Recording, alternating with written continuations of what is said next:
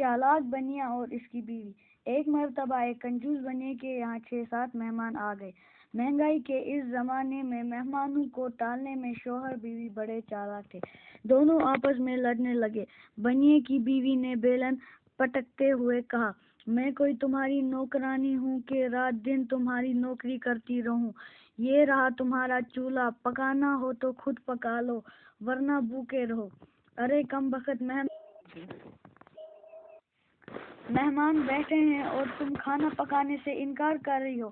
بنیے نے غصے میں آ کر کہا، ٹھہر جا، آج تیری ہڈی پسلی کی اچھی طرح سے مرمت نہ کروں تو میرا نام بدل دینا۔ گھر میں جب کوئی مہمان آتا ہے تبھی تجھے یہ نخرے سوجتے ہیں کیوں؟ اتنا کہہ کر بنیے نے کپڑے دھونے کا ڈنڈا اٹھایا۔ بنیے کی بیوی بگڑ کر بولی، بڑے آئے مارنے والے، ڈنڈے کا ڈر کسی اور کو دکھانے میں چلی اپنے مائکے۔ اتنا کہہ کر بیوی نے کپڑوں کا گٹھر باندھا اور باہر نکل گئی۔ بنیا ڈنڈا لے کر اس کے پیچھے دوڑا۔ بیچارے مہمانوں کی حالت تو دیکھنے کے قابل تھی۔ وہ بھی کچھ سوچنے لگے۔ دونوں شوہر بیوی ندی پر جا کر کپڑے دھونے لگ گئے۔ گھر واپس لوٹے تو دوپہر ہو چکی تھی۔ سوچا مہمان اکتا کر گھر چلے گئے ہوں گے۔ گھر آ